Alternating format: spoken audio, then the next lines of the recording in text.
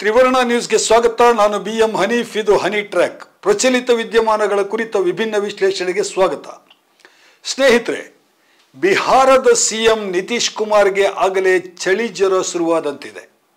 Assembly ಚುನಾವಣೆಯ ದಿನಾಂಕ ಇನ್ನೂ ಪ್ರಕಟವಾಗಿಲ್ಲ. ಆಗಲೇ JDU ಭವಿಷ್ಯದ ಬಗ್ಗೆ ಅವರಿಗೆ ಚಿಂತೆ ಶುರುವಾಗಿದೆ. ಈ ಚಿಂತೆಗೆ ಕಾರಣ ಆಗಿರೋದು ಬೇರೆ ಯಾರೂ ಅಲ್ಲ, NDA ಅಂಗವಾದಂತಹ ಲೋಕ ಜನಶಕ್ತಿ ರಾಮ್ ವಿಲಾಸ್ ಪಕ್ಷದ ಅಧ್ಯಕ್ಷ ಚಿರಾಗ್ ಪಾಸ್ವಾನ್. ಚಿರಾಗ್ ಪಾಸ್ವಾನ್ ಕೇಂದ್ರದ NDA ಸರ್ಕಾರದಲ್ಲಿ ಮಂತ್ರಿಯಾಗಿದ್ದಾರೆ. ಅದೇ NDA ಸರ್ಕಾರದ ಅಡಿನಲ್ಲಿ ಬಿಹಾರದಲ್ಲಿ JDU ಪಕ್ಷದ ನಿತೀಶ್ ಕುಮಾರ್ ಅವರು ಮುಖ್ಯಮಂತ್ರಿಯಾಗಿದ್ದಾರೆ. ಮೇಲ್ನೋಟಕ್ಕೆ ಇವರಿಬ್ಬರ ಮಧ್ಯೆ ಎಲ್ಲವೂ ಸರಿಯಾಗಿದೆ ಅನಿಸ್ತಾ ಇದೆ. ಆದರೆ ಚಿರಾಗ್ ಪಾಸ್ವಾನ್ ಒಂದೇ ಸಮನೆ ಬಿಹಾರಕ್ಕೆ ಭೇಟಿ ಕೊಡ್ತಾ ಇದ್ದಾರೆ. ಬಿಹಾರದಲ್ಲಿ ನಿತೀಶ್ ಕುಮಾರ್ ಅವರೇ NDA ಕೂಟದ ನಾಯಕ ಎಂದೂ ಹೇಳ್ತಾ ಇದ್ದಾರೆ. ಅದೇ ವೇಳೆ ಇನ್ನೊಂದೆಡೆ ನಿತೀಶ್ ಸರ್ಕಾರದ ವಿರುದ್ಧ ಪಾಸ್ವಾನ್ ತೀವ್ರ ವಾಗ್ದಾಳಿಯನ್ನು ಕೂಡ ಶುರು ಮಾಡಿದ್ದಾರೆ. 3 ದಿನಗಳ ಹಿಂದೆ ಪಾಟ್ನಾದಲ್ಲಿ ಒಬ್ಬ ವ್ಯಾಪಾರಿಯ ಕೊಲೆ ನಡೆಯಿತು.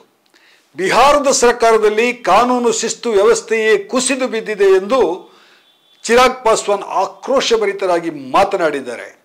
ಇಲ್ಲೊಂದು ವಿಡಿಯೋ ಇದೆ ನೋಡಿ. चिंता का विषय है जिस तरीके से बिहार में अपराध बढ़ा है, लॉ एंड ऑर्डर जिस तरीके से ध्वस्त हुआ है, और मैं सिर्फ एक व्यापारी की हत्या को लेकर ही नहीं बोल रहा हूँ, ये तो चिंता का विषय ही है क्योंकि एक ऐसी जगह पर ये घटना घटी है खुलेआम, जो पटना का एक पॉश इलाका है. 100 मीटर की दूरी पर वहाँ पे थाना है, अधिकारियों के घर है वहाँ पर. अगर यहाँ पे ऐसी घटना घट रही है तो सोचिए गांव देहात में क्या हो रहा होगा. ಏನ್ ಹೇಳ್ತಿದ್ದಾರೆ ಪಾಸ್ವಾನ್? ಬಿಹಾರದಲ್ಲಿ ಕ್ರೈಮ್ ರೇಟ್ ಶಿಖರಕ್ಕೇರಿದೆ, ಲಾ ಅಂಡ್ ಆರ್ಡರ್ ಹದಗೆಟ್ಟಿದೆ. ಇದು ಕೇವಲ ಒಬ್ಬ ವ್ಯಾಪಾರಿಯ ಕೊಲೆಯ ಪ್ರಶ್ನೆ ಅಲ್ಲ, ಪಟ್ನಾದ ಹೃದಯ ಭಾಗದ ಪಾಶ್ ಏರಿಯಾದಲ್ಲಿ ಈ ಕೊಲೆ ನಡೆದಿದೆ. 100 ಮೀಟರ್ ದೂರದಲ್ಲಿ ಅಧಿಕಾರಿಗಳ ಮನೆಗಳಿವೆ. ಇಲ್ಲೇ ಈ ಪರಿಸ್ಥಿತಿ ಹೀಗಾದ್ರೆ ಇನ್ನು ರಾಜ್ಯದ ಉಳಿದ ಕಡೆ ಪರಿಸ್ಥಿತಿ ಹೇಗಿರಬೇಡ? ಬಿಹಾರದಲ್ಲಿ ಒಂದೇ ಒಂದು ಕೊಲೆಯಾದರೂ ಕೂಡ ಅದು ಚಿಂತೆಯ ವಿಷಯವೇ. ನಾನು ಸರ್ಕಾರಕ್ಕೆ ಬೆಂಬಲ ಕೊಡ್ತಿರೋದ್ರಿಂದ ನನಗೆ ನಿಜಕ್ಕೂ ಚಿಂತೆಯಾಗಿದೆ ಅಂತ ಹೇಳ್ತಾ ಇದ್ದಾರೆ ಪಾಸ್ವಾನ್. ವಾರದ ಹಿಂದೆ ಇದೇ ಚಿರಾಗ್ ಪಾಸ್ವಾನ್ ಇನ್ನೊಂದು ರೀತಿಯಲ್ಲಿ ಹೇಳ್ತಾ ಇದ್ರು. ಒಂದು ಸಂದರ್ಶನದಲ್ಲಿ ಅವರು ಹೇಳ್ತಾರೆ, ನಿತೀಶ್ ಕುಮಾರ್ ಅವರೇ ಮುಂದಿನ CM, ಅವರ ನೇತೃತ್ವದಲ್ಲೇ ನಾವೆಲ್ಲ ಚುನಾವಣೆಗೆ ಹೋಗ್ತೇವೆ.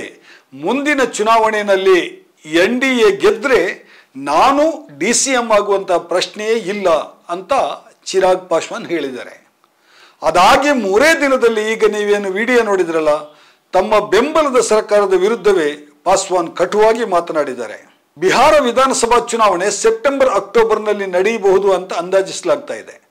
ಚುನಾವಣೆಗೆ ದಿನ ಹತ್ತಿರ ಬರ್ತಾ ಇದ್ದಂತೆಯೇ ನಿತೀಶ್ ಸರ್ಕಾರದ ಮೇಲಿನ ಚಿರಾಗ್ ವಾಗ್ದಾಳಿ ಹೆಚ್ಚುತ್ತಾ ಇದೆ. 2024 ಲೋಕಸಭಾ ಚುನಾವಣೆಯಲ್ಲಿ ಲೋಕ ಜನಶಕ್ತಿ ಪಕ್ಷ ಸ್ಪರ್ಧಿಸಿದ 6 ಕ್ಷೇತ್ರಗಳಲ್ಲಿ ಗೆದ್ದು ಚಿರಾಗ್ ಪಾಸ್ವಾನ್ ಕೇಂದ್ರದಲ್ಲಿ ಮಿನಿಸ್ಟರ್ ಆದರು. ಆಗ ನಿತೀಶ್ ಕುಮಾರ್ ಸ್ವಲ್ಪ ಮಟ್ಟಿಗೆ ನಿರಾಳವಾಗಿದ್ರು. ಚಿರಾಗ್ ಪಾಸ್ವಾನ್ ಬಿಹಾರದಲ್ಲಿದ್ರೆ ತಮಗೆ ಪ್ರತಿಸ್ಪರ್ಧಿಯಾಗಿ ಬೆಳೀತಾರೆ ಅನ್ನೋದು ಚಾಣಾಕ್ಷ ರಾಜಕಾರಣಿ ನಿತೀಶ್ಗೆ ಗೊತ್ತಿಲ್ಲದ ಸಂಗತಿಯೇನೂ ಆಗಿರಲಿಲ್ಲ. ಡೆಲ್ಲಿನಲ್ಲಿ ಅಧಿಕಾರದಲ್ಲಿದ್ರು ಚಿರಾಗ್ಗೆ ತನ್ನ ಅಂತಿಮ ಕಾರ್ಯಕ್ಷೇತ್ರ ಬಿಹಾರ ಅನ್ನೋದು ಸ್ಪಷ್ಟವಾಗಿ ಗೊತ್ತಿತ್ತು. ಹಾಗೆಂದೇ ಅವರು ಬಿಹಾರದ ಮೇಲೆ ಒಂದು ಕಣ್ಣಿಟ್ಟೇ ಇದ್ರು. ಮೊದಲ ಬಾರಿಗೆ ಕಳೆದ ವರ್ಷ ಏಪ್ರಿಲ್ನಲ್ಲಿ ಚಿರಾಗ್ ಪಾಸ್ವಾನ್ ಈ ಮಾತನ್ನು ಹೇಳ್ತಾರೆ, ನಾನು ಬಿಹಾರ ವಿಧಾನಸಭೆಗೆ ಮುಂದಿನ ಚುನಾವಣೆಯಲ್ಲಿ ಸ್ಪರ್ಧಿಸ್ತೇನೆ. ಆದರೆ ಆಗ ನಿತೀಶ್ ಇದನ್ನು ಅಷ್ಟು ಸೀರಿಯಸ್ ಆಗಿ ಗಮನಕ್ಕೆ ತಗೊಂಡಿರಲಿಲ್ಲ. ಈ ವರ್ಷದ ಆರಂಭದಿಂದ ಚಿರಾಗ್ ಪಾಸ್ವಾನ್ ಬಿಹಾರ ಭೇಟಿಯ ಸಂಖ್ಯೆ ಹೆಚ್ಚುತ್ತಾನೇ ಇದೆ. ಈಗ 2 ತಿಂಗಳಿಂದ ಪ್ರತಿ ವಾರ 2-3 ದಿನ ಚಿರಾಗ್ ಪಾಸ್ವಾನ್ ಬಿಹಾರದಲ್ಲೇ ಮೊಕ್ಕಾಂ ಹೊಡ್ತಾ ಇದ್ದಾರೆ. ಮಾಧ್ಯಮಗಳು ಚಿರಾಗ್ ಅವರ ಮಹತ್ವಾಕಾಂಕ್ಷೆಯ ಬಗ್ಗೆ ಹಲವು ವರದಿಗಳನ್ನು ಪ್ರಕಟಿಸಿವೆ. ಬಿಹಾರ CM ಹುದ್ದೆಯ ಮೇಲೆ ಚಿರಾಗ್ ಕಣ್ಣಿಟ್ಟಿದ್ದಾರೆ ಎಂದು ಭವಿಷ್ಯ ನುಡಿದಿವೆ. ಜೂನ್ ತಿಂಗಳಲ್ಲಿ ಪ್ರಧಾನಿ ಮೋದಿ ಅವರು ಬಿಹಾರಕ್ಕೆ ಬಂದಿದ್ರು. ಮೋದಿ ಅವರ ಜೊತೆಗೆ ನಿತೀಶ್ ಮತ್ತು ಪಾಸ್ವಾನ್ ಒಂದೇ ವೇದಿಕೆಯ ಮೇಲೆ ಕೂತಿದ್ರು. ಪಕ್ಕದಲ್ಲಿ ಕುಳಿತಿದ್ದಂತಹ ಪಾಸ್ವಾನ್ಗೆ ನಿತೀಶ್ ಅವರು ನೇರವಾಗಿ ಒಂದು ಪ್ರಶ್ನೆಯನ್ನು ಕೇಳ್ತಾರೆ, ಅಲ್ಲಪ್ಪ ನಿನಗಿನ್ನೂ ಸಾಕಷ್ಟು ವಯಸ್ಸಿದೆ, ಈಗಿನ್ನೂ ಚಿಕ್ಕ ವಯಸ್ಸು, ಈಗಲೇ ರಾಜ್ಯದ ವಿಧಾನಸಭೆಗೆ ಸ್ಪರ್ಧಿಸುವಂತ ಆಲೋಚನೆ ಏಕೆ? ಕೇಂದ್ರದಲ್ಲಿ ಸಚಿವ ಹುದ್ದೆಯಲ್ಲಿದ್ದಿ, ಅಲ್ಲಿ ಬೆಳೆಯೋಕೆ ಬೇಕಾದಷ್ಟು ಅವಕಾಶ ಇದೆ ಅಲ್ವಾ?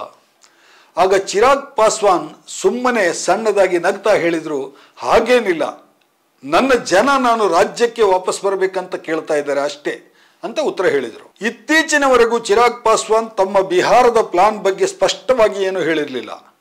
ಬಿಹಾರಕ್ಕೆ ಅವರು ಬರೋ ಸುದ್ದಿ ರೂಮರ್ ಲೆವೆಲ್ನಲ್ಲೇ ಇತ್ತು. ಆದರೆ ಕಳೆದ ವಾರ ಮುಂದಿನ ವಿಧಾನಸಭಾ ಚುನಾವಣೆಯಲ್ಲಿ ನಾನು ಬಿಹಾರದಲ್ಲೇ ಸ್ಪರ್ಧಿಸ್ತೇನೆ ಅನ್ನುವಂತಹ ಸ್ಪಷ್ಟ ಘೋಷಣೆಯನ್ನು ಚಿರಾಗ್ ಅವರು ಮಾಡಿದ್ದಾರೆ. ಇಲ್ಲೊಂದು ವಿಡಿಯೋ ಇದೆ ನೋಡಿ.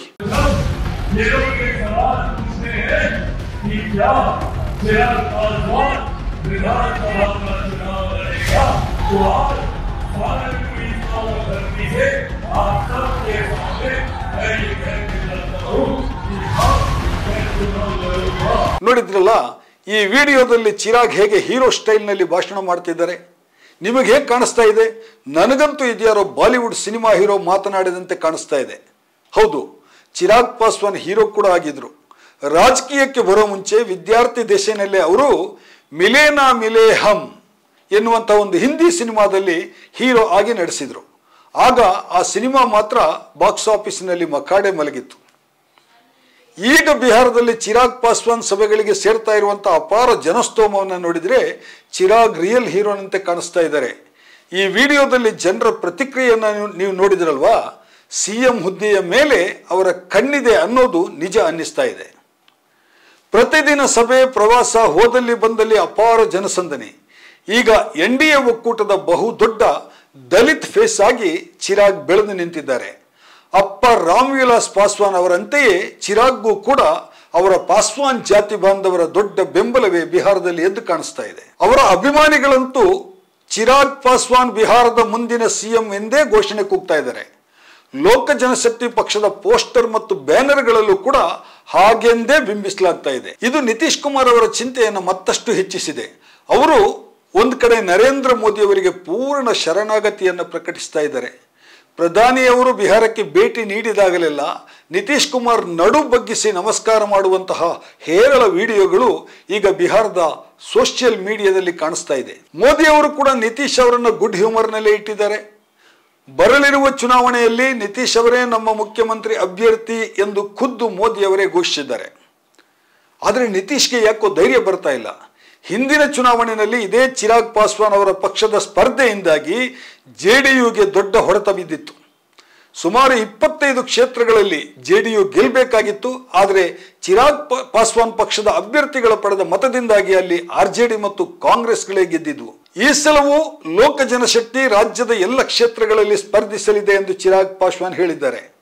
ಎಲ್ಲಿ ಯಾವ ಕ್ಷೇತ್ರದಲ್ಲಿ ಸ್ಪರ್ಧಿಸ್ತಾ ಇದ್ದೀನಿ ಅಂತ ಸ್ಪಷ್ಟವಾಗಿ ಹೇಳಿಲ್ಲ. ಆದರೆ ಇಡೀ ರಾಜ್ಯದಲ್ಲಿ ತಮ್ಮ ಪಕ್ಷ ಸ್ಪರ್ಧಿಸ್ತದೆ ಅಂತ ಅವರು ಹೇಳಿದ್ದಾರೆ. ಕಳೆದ ಚುನಾವಣೆಯಲ್ಲಿ ಬಿಜೆಪಿ 78 ಸ್ಥಾನಗಳನ್ನು ಗೆದ್ದಿತ್ತು. ನಿತೀಶ್ ಅವರ JDU ಕೇವಲ 45 ಸ್ಥಾನಗಳನ್ನಷ್ಟೇ ಗೆದ್ದಿತ್ತು. ಈ ಸಲ ಒಂದು ಕಡೆ ಪಾಸ್ವಾನ್ ಪಕ್ಷದ ಹೊಡೆತ, ಮತ್ತೊಂದು ಕಡೆ ಪ್ರಶಾಂತ್ ಕಿಶೋರ್ ಅವರ ಹೊಸ ಪಕ್ಷದ ಹೊಡೆತ ಬಿದ್ದರೆ ಈ 45 ಸೀಟ್ಗಳು ಕೂಡ 25 ಅಥವಾ 30ಕ್ಕೆ ಇಳಿಬಹುದು ಅನ್ನುವಂತಹ ಮಾತುಗಳು ಬಿಹಾರದಲ್ಲಿ ಕೇಳಿ ಬರ್ತಾ ಇದೆ. ಹಾಗಾಗಿ ನಿತೀಶ್ ಈಗ ತೀವ್ರ ಗೊಂದಲದಲ್ಲಿದ್ದಾರೆ. ಒಂದು ವೇಳೆ ವರ್ಷಾಂತ್ಯದ ಚುನಾವಣೆಯಲ್ಲಿ ಎಷ್ಟು ಕಡಿಮೆ ಸೀಟ್ ಬಂದರೆ ತಮಗೆ ಮುಖ್ಯಮಂತ್ರಿಯ ಸೀಟನ್ನು ಬಿಟ್ಟು ಕೊಡೋದಕ್ಕೆ ಬಿಜೆಪಿ ಒಪ್ಪಲಿಕ್ಕಿಲ್ಲ ಎನ್ನುವಂತಹ ಭಯ ಕೂಡ ನಿತೀಶ್ ಅವರನ್ನು ಈಗ ಕಾಡ್ತಾ ಇದೆ. ಸ್ನೇಹಿತರೆ, ಇದಾಗಿತ್ತು ಇವತ್ತಿನ ಹನಿ ಟ್ರ್ಯಾಕ್. ಇನ್ನೊಂದು ವಿಷಯದ ಜೊತೆಗೆ ಮತ್ತೆ ಬರ್ತೇನೆ. ನಮ್ಮ ಚಾನೆಲ್ಗೆ ನೀವು ಸಬ್ಸ್ಕ್ರೈಬ್ ಆಗಿಲ್ಲ ಅಂತಾದಲ್ಲಿ ಬೆಲ್ ಐಕಾನ್ ಒತ್ತಿ ಕೂಡಲೇ ಸಬ್ಸ್ಕ್ರೈಬ್ ಆಗಿ. ನಮಸ್ಕಾರ.